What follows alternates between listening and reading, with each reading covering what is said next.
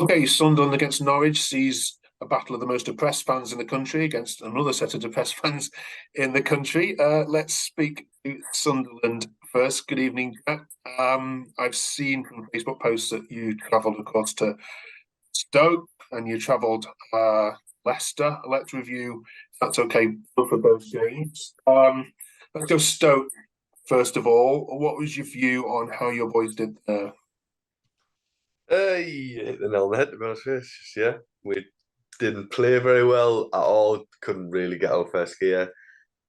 Barely string any passes together. Again, I feel like I'm doing this every time now, and I'll do it again when we talk about Leicester. But a terrible referee decision that probably wouldn't have been Stoke's first goal stand with Ryan Mai sticking his arm out. But I'm not sure how that doesn't give you an advantage.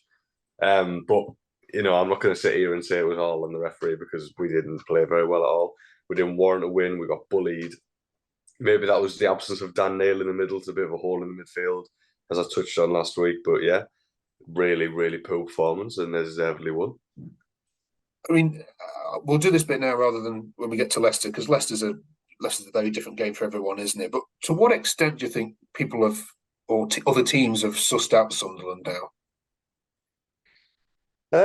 It's a good question. I think what the worry is this season is a little bit.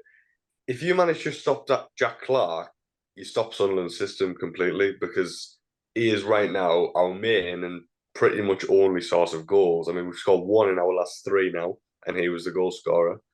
So the worry is we're coming a little bit over reliant on him. You're starting to see the defenders doubling up on him, tripling up on him, which makes it obviously so much more difficult. And there's a lack of end product due to that. I mean, Patrick Roberts, a glorious footballer, he could dribble past people for days, but it seems like when it comes to end product, he hasn't really got it there. Still no goal from a striker. So yeah, I think we could be starting to see that.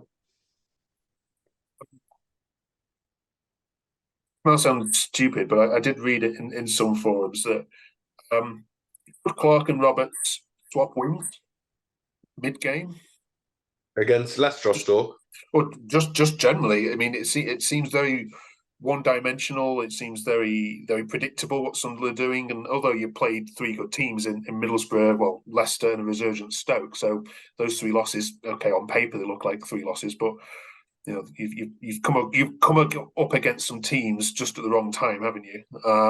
But is it time to mix it up a little bit more than what he's doing? Are Sunderland too predictable to play against? Possibly. I think obviously there's no way you drop Clark from where he's playing because he's playing out of his skin. Roberts obviously is starting. You feel like he could have some competition now with Abdullah Bar, who's performed on the right hand side himself. So you worry about that. I mean, the striker situation. Besto's getting a lot of flack, and I think it's quite unfair. He hasn't had a great deal of how he's supposed to put the ball in the net if you don't get the chances to. His hold up play, his link up play is good. I like it. Maybe it's time to give someone like Rusin a chance, maybe a chance to start. He's looked quite good when he's come on, but I'm not really sure what else you could do. Like I like the dynamic we've got.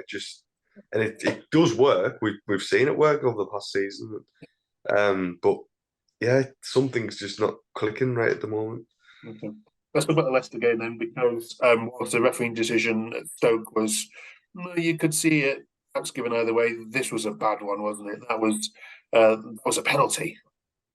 Yeah, but I mean, where I was like, he pointed to a corner. I didn't have any complaints. I was like, fair enough. It looked fine.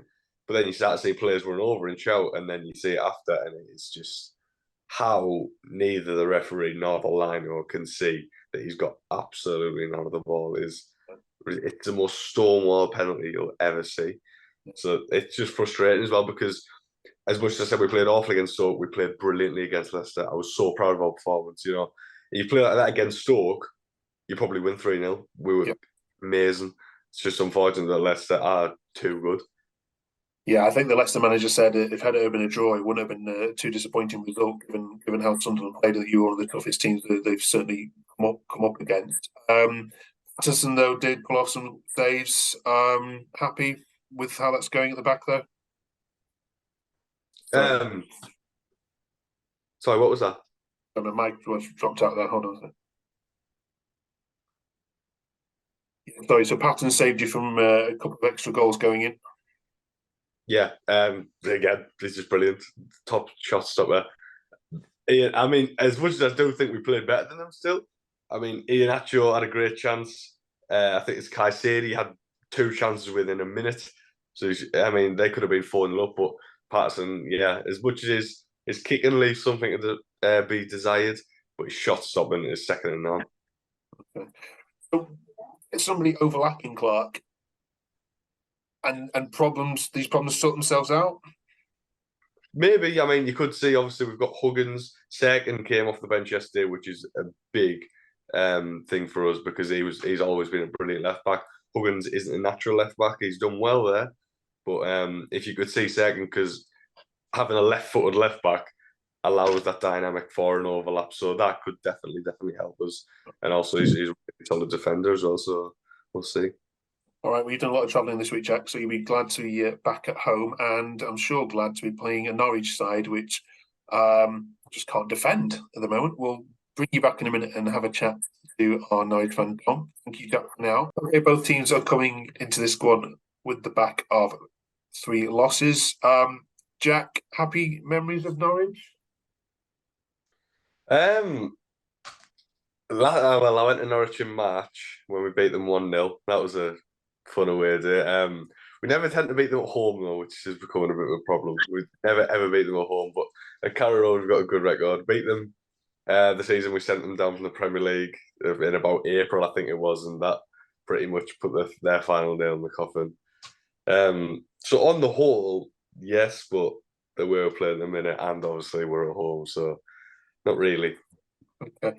That's the predictions for this game. Dominic, you've gone with a 3-1. Did I hear that right? Yeah. Yeah, I think 3-1 to Sunderland. We can't defend, so any shot you have on target, it will go in. We've got George Long in goal. He's not great. Ex Millwall, I think Millwall were pleased to get rid of him. So yeah, we've just all you got to do is go around us as centre backs and you'll score. Jack, prediction then. You've heard it. Even your opponent is predicting you to win, but they haven't seen Sunderland play at home, have they? You're much better away from home, or have been up to this point anyway. Yeah, don't tend to be very good at home. I think every time I've been in this podcast, I've predicted us to win, and every time we've lost. So I'm not going to do that today. I'm gonna say a conservative 1-1 draw between 2 struggling teams. I'll take that.